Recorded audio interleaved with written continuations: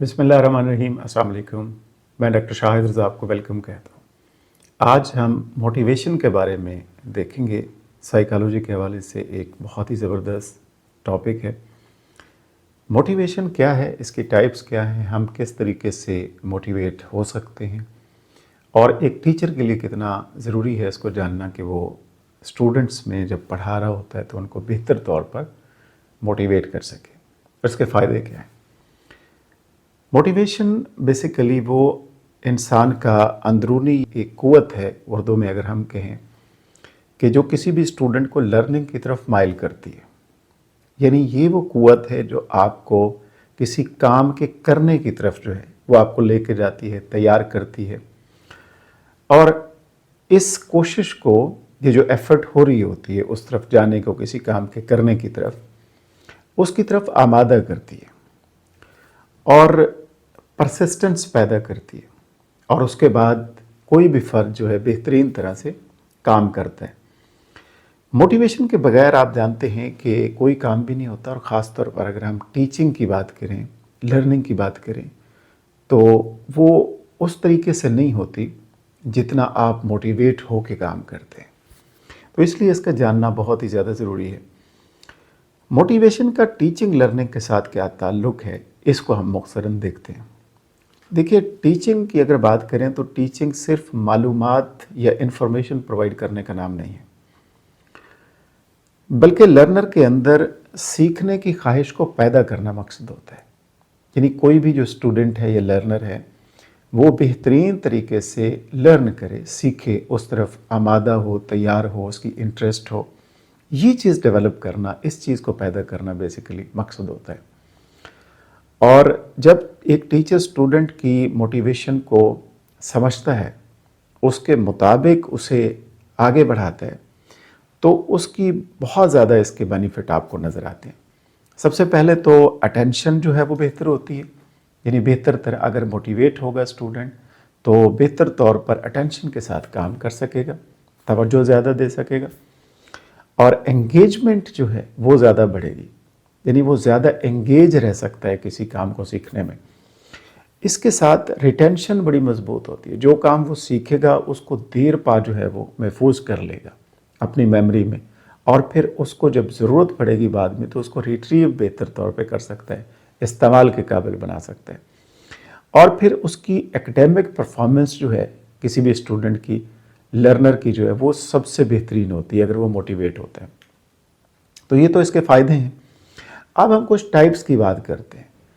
ایک اس کی ٹائپ ہے جسے اندرونی موٹیویشن کہتے ہیں، یعنی انٹرنسک موٹیویشن یا انٹرنل موٹیویشن، جو آپ کے اندر کا جذبہ ہوتا ہے، آپ کا خود دل کر رہا ہوتا ہے کسی کام کو کرنے کے لیے۔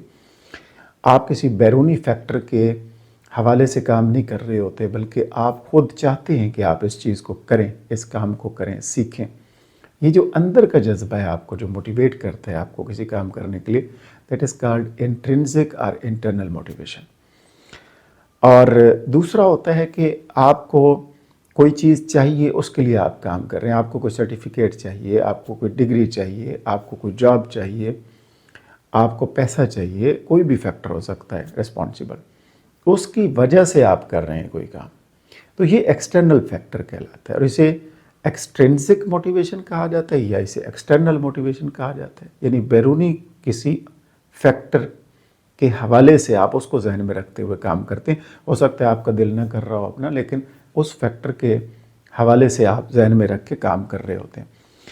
تو جو انٹرنسک موٹیویشن ہوتی ہے، اندرونی جذبہ آپ کا اپنا ہے، اس میں سیکھنے کا شوق ہوتا ہے کسی بھی اسٹوڈنٹ کو، اس میں تجسس، کیوریاسٹی ہوتی ہے، اس کے اندر خود کو بہتر بنانے کی خواہش ہوتی ہے، جس کے پاس انٹرنسک موٹیویشن ہے۔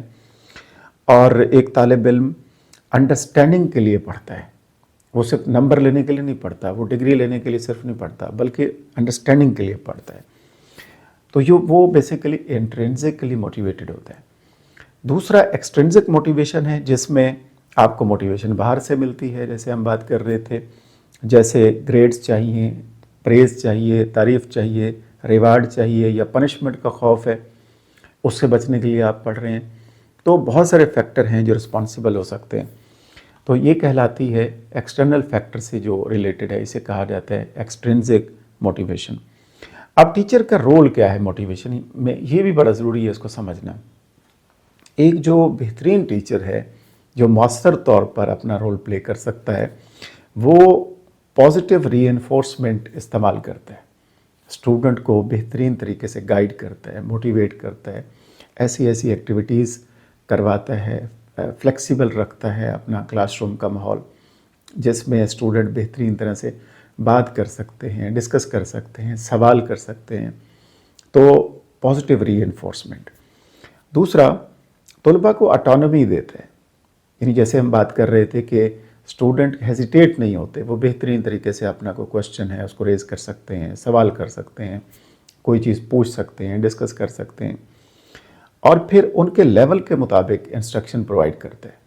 यानी स्टूडेंट का जो मेंटल लेवल है, उनका जो एज लेवल है, उनका जो इंटेलिजेंस लेवल है, उसके मुताबिक डिस्कस करता है कोई भी चीज़ जो एक्सप्लेन करने की तरफ जा रहा होता है, तो उससे वो ज़्यादा मोटिवेट होते हैं।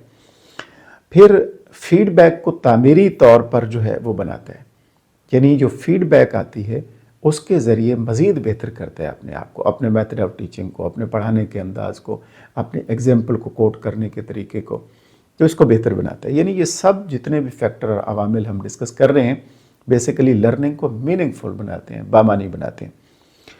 अब हम ये देखेंगे कि रिसर्च के मुताबिक एक होती है डीप लर्निंग और एक होती है सरफेस लर्निंग। जो सरफेस लर्निंग है वो लो मोटिवेशन होती है, यानी आपने सरसरी तौर पे पढ़ लिया किसी चीज़ को, मुख्तसर सा देख लिया, डिटेल में नहीं गए, अंडरस्टैंडिंग हासिल नहीं की, हायर ऑर्डर थिंकिंग आपकी डेवलप नहीं हुई, क्रिटिकल थिंकिंग आपकी उस तरीके से आपने उसको नहीं लिया पढ़ने के लिए, बस सरसरी तौर पे आपने जायज़ा लिया, देखा, समझ लिया किसी चीज़ को। ये लो मोटिवेशन से होता है। अगर आपकी मोटिवेशन हाई है, बहुत ज़्यादा एक्सट्रीम है, शौक़ है आपको सीखने का, तो फिर डीप लर्निंग होती है, यानी आप डिटेल में जाते हैं, आप बेहतरीन तरीके से अंडरस्टैंडिंग की तरफ जाते हैं, आप अपनी क्रिटिकल थिंकिंग एबिलिटीज़ को इस्तेमाल करते हैं, लॉजिकल रीजनिंग पावर्स का इस्तेमाल करते हैं, और फिर आप चाहते हैं कि हर एंगल से किसी भी चीज़ को देखा जाए, उसको परखा जाए, उसको मुतालिया किया जाए, उस पर रिसर्च की जाए। तो ये जो काम कर रहे हैं इसे डीप लर्निंग कहा जाता है, जिसमें कोई भी स्टूडेंट या फ़र्द हाईली मोटिवेटेड होता है, तब ये होती है। और जब कोई स्टूडेंट मोटिवेटेड होता है, यानी हाईली मोटिवेटेड होता है, तो फिर क्रिटिकल थिंकिंग को इस्तेमाल करता है, जैसे अभी हम बात कर रहे थे।